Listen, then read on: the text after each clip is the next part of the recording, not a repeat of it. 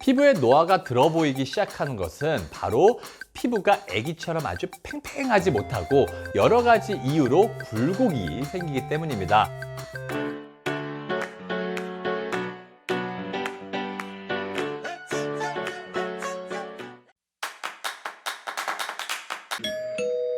안녕하세요. 피부과 전문의 심현철입니다. 자, 병원에 오시는 분들 중에 피부 노화를 막기 위해 예방적으로 할 수 있는 것이 없냐는 것을 주소로 오시는 분들이 많습니다. 자, 요즘 의학의 진단과 치료의 발달로 100세 시대를 눈앞에 두고 있는데 단순히 수명만 100세가 아닌 활동적이고 어려 보이면서 젊음을 유지하는 기간을 오랜 시간 늘리고 싶어 하는 분들이 많습니다. 자, 다음번 영상에서는 피부 노화를 막는 집에서 할 수 있는 자아관리법에 대해 다뤄보고, 오늘은 피부 노화를 막아주는 시술들의 원리와 효과에 대해 알아보겠습니다. 바로 시작하겠습니다. 피부의 노화는 두 가지로 나누는데 내인성 노화와 외인성 노화로 나뉩니다. 자, 내인성 노화는 세월에 따라 자연적으로 발생하는 것으로 콜라겐이 감소해서 잔주름이 증가하고 피부의 수분이 감소해서 건조증이 생기고 탄력도가 감소하는 현상이 생깁니다. 자, 이러한 현상은 햇빛의 노출 부위와 비노출 부위 모두에게서 발생을 합니다. 자, 두 번째 외인성 노화는 외부 요인에 의해 발생하는 노화로 사실 햇빛이 대부분이기 때문에 광노화라고 부릅니다. 자, 햇빛에 의한 노출이 많은 경우에는 내인성 노화에 비해 훨씬 이른 나이에 생기고 색소 침착이 생기고 주름도 훨씬 굵고 깊으며 탄력도가 감소하고 건조증이 생깁니다. 자, 이러한 것은 얼굴, 목, 손등과 같은 햇빛의 노출 부위에 생깁니다. 얼굴 부위의 노화로 피부과에 많이 내원하는 이유는 얼굴 자체가 다른 사람에게 1차적으로 가장 많이 보여지는 부위이기도 하지만 이러한 내인성 노화와 광노화가 같이 생기는 부위이기 때문에 다른 신체 부위에 비해 주름도 더 두드러지고 건조하다 느끼고 탄력도도 더 감소하다고 느끼는 것입니다. 피부에 노화가 들어 보이기 시작하는 것은 바로 피부가 아기처럼 아주 팽팽하지 못하고 여러 가지 이유로 굴곡이 생기기 때문입니다. 자, 피부 노화로 인해 생기는 표면에 나타나는 대표적인 변화가 바로 주름인데, 이 주름은 이렇게 피부가 팽팽하지 못하게 보이는 핵심입니다. 피부의 결, 높낮이를 균일하게, 즉 팽팽하게 만드는 것을 설명하기 위해서 피부의 결이 물결처럼 튀어나와 있는 부분과 들어간 부위가 있다고 가정해 봅시다. 들어간 부분을 튀어나오게 하고 튀어나온 부분을 들어가게 하는 것이 결을 균일하게 하는 핵심입니다. 여기서 안으로 들어가 있는 고랑에는 대표적으로는 표정주름, 잔주름, 모공, 흉터 등이 있습니다. 자, 이 중에 주름을 살펴보면 주름의 종류에는 첫 번째 표정주름, 두 번째 잔주름, 세 번째 처지면서 생기는 주름, 이렇게 세 가지로 나눠볼 수 있습니다. 첫 번째 표정주름에는 이마, 미간, 눈가와 같이 표정에 의해서 깊어지는 주름인데, 주름은 무조건 없애는 것이 능사가 아닙니다. 잘 웃는 사람이 눈가주름이 많이 생기는 것이고, 이러한 자연스러운 눈가주름이 사람의 인상을 밝아 보이게 하고 온화해 보이게 할 수 있습니다. 자, 다만 눈에 거슬릴 정도로 주름이 깊거나 나이가 들면서 자꾸 눈에 밟히면서 단점으로 느끼게 된다면 그 부위를 자연스럽게 줄이는 것이 목적이 되도록 의학적 시술이 들어가야 됩니다. 대표적으로 첫 번째 보톡스가 있는데 표정주름 치료의 가장 기본입니다. 이는 제가 예전 영상들 여러 편에서 언급했으니 참고 바랍니다. 자, 다음으로는 두 번째 필러가 있는데, 가끔 표정주름이 너무 깊어서 피부에 결손을 동반한 고정주름이 생긴 경우에 보톡스로 주름이 펴질 것으로 기대하고 오시는 분들이 계시는데, 보톡스는 표정주름을 유발하는 근육을 마비시켜서 이완시키는 것이기 때문에 이러한 깊은 주름에는 추가적으로 필러가 필요할 수 있습니다. 자, 세 번째, 스컬트라, 주베룩과 같은 PLA 물질이 있는데 제가 가장 많이 사용하는 시술 중 하나입니다. 자, 스컬트라와 주베룩이 사실 아주 다른 물질은 아니고 크게 폴리락틱 액시드라는 물질을 기본으로 합니다. 자, 처음 제조된 상태는 분말가루로 되어 있는데 이를 물과 마취제 그리고 시술하는 의사가 적절하게 약간의 히알루론산 등을 믹스를 해서 안쪽에 넣어주는 방식입니다. 이 폴리락틱 액시드는 안에서 자기 콜라 콜라겐 합성을 유도하므로 자연스럽다는 특징을 가집니다. 자, 스컬트라는 입자가 크기 때문에 주로 볼륨을 높이는, 즉 꺼진 부분에 들어가서 자가 콜라겐 합성으로 자연스럽게 채우는 역할을 하고, 쥬베르그는 이거보다 입자가 훨씬 작고 스폰지볼 형태를 띄어서 피부 진피층에 들어가서 주름 개선과 탄력을 증가시키고, 저는 모공 치료나 흉터 치료로도 굉장히 많이 사용을 하고 있습니다. 자, 네 번째로는 그 밖에도 요즘 실 리프팅 성분인 PDO 등도 주사제로 안에 콜라겐 합성을 유도하도록 만들어지고 있습니다. 자, 두 번째 잔주름은 진피층의 콜라겐의 감소에 의해 생기는 실금과 같은 주름입니다. 자, 노화로 인해서 진피층의 콜라겐은 감소되는데 20대 중반부터 해마다 1%씩 감소된다고 보고되어 있으며 60대 정도가 되면 거의 절반 정도 감소하게 됩니다. 결국 잔주름을 완화시키는 것은 진피층 내 콜라겐을 증가시키는 것이고, 이것이 결국 탄력도의 증가이기 때문에 다음 탄력도를 증가시키는 시술에서 이러한 잔주름 개선 시술들을 같이 말씀드리도록 하겠습니다.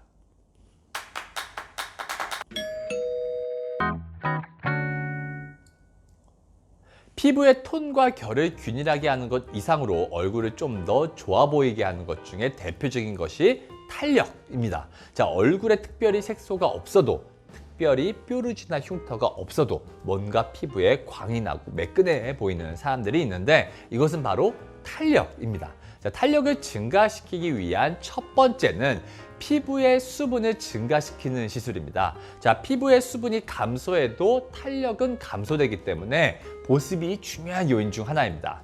자, 대표적으로는 첫 번째 물광 주사가 있습니다. 자, 병원에서 진료를 보다 보면 우리가 흔히 말하는 수부지형, 즉 수분 부족형 지성인 사람들이 굉장히 많습니다. 자, 피지가 많고 건조한 타입, 즉 피지가 많아서 유분기가 있는 것을 바르자니 트러블이 생기고 덜 바르자니 속건조함이 심해서 고생인 경우에는 물광 주사가 탁월한 효과를 낼 수 있습니다.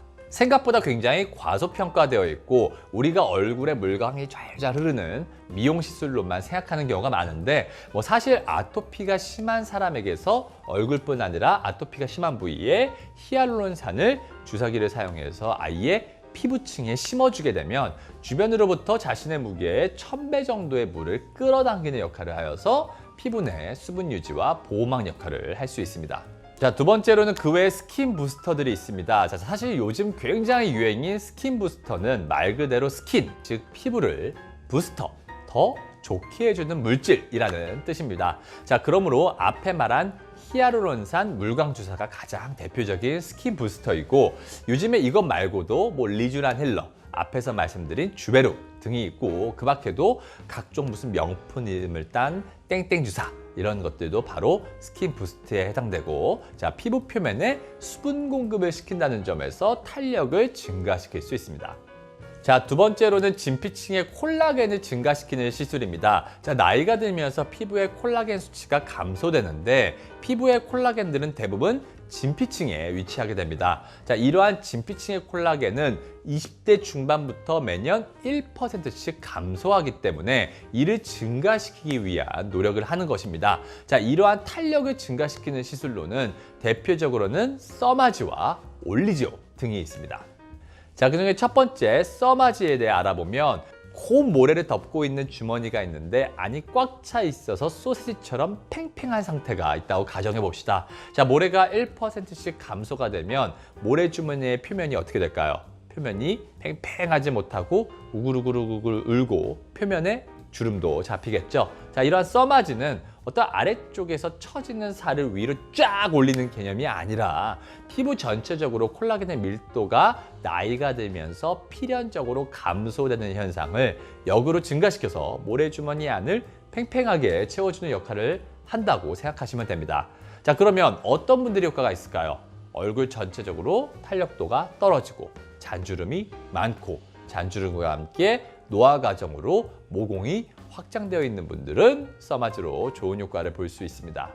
자, 17년간의 써마지 역사 중에 최신 버전이 바로 4세대 FLX인데 예전에 3세대 CPT와의 다른 점은 첫 번째, 팁의 면적의 차이가 납니다. 자, 4세대 FLX의 경우에는 3세대 CPT에 비해서 팁의 면적이 넓어졌으므로 샷수가 줄어들게 되고 이로 인해 시술 시간이 줄어들게 되었습니다. 자, 시술 시간이 줄어서 시술 받을 때 통증 시간이 줄었다는 점에서 환자분들이 많이 편해진 면이 있고 또한 팁의 면적이 커지면서 더 깊게 고주파가 전달되므로 진피층이 두꺼운 사람에게도 충분히 깊숙한 곳까지 전달될 수가 있습니다.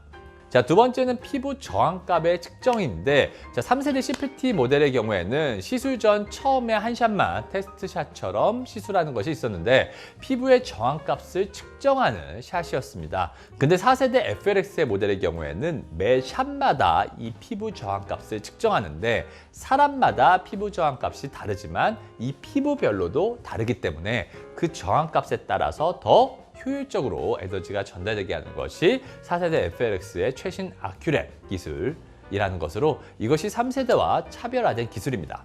이 밖에도 몇 가지 달라진 점이 있는데 3세대와 4세대 둘 다 수백 케이스 이상씩 사용해본 저의 경험으로는 3세대와 4세대의 써마지를 둘 다 받아본 환자분들에게서 일단 4세대 FLX가 통증이 덜하고 통증이 덜하니 좀 더 통증 없이 출력을 높일 수 있고 3세대와 4세대 써마지 기기에서 동일한 에너지 수치를 사용했던 군들도 추후 탄력도의 만족감이 4세대에서 더 큰 것을 확인할 수 있었습니다. 자, 두 번째로는 올리지오라는 장비인데 써마지와 비견할 수 있는 탄력 장비들이 국내외를 막론하고 없었는데 국산 장비로서 써마지를 타겟으로 해서 만들어진 장비입니다. 자, 써마지와 같이 단극성 고주파 장비로 냉각 방식과 진동 방식으로 통증 없이 비교적 편안하게 한 20분 안쪽의 짧은 시간으로 진피층 안쪽에 고주파를 전달해서 콜라겐 생성의 증가를 도모할 수 있습니다.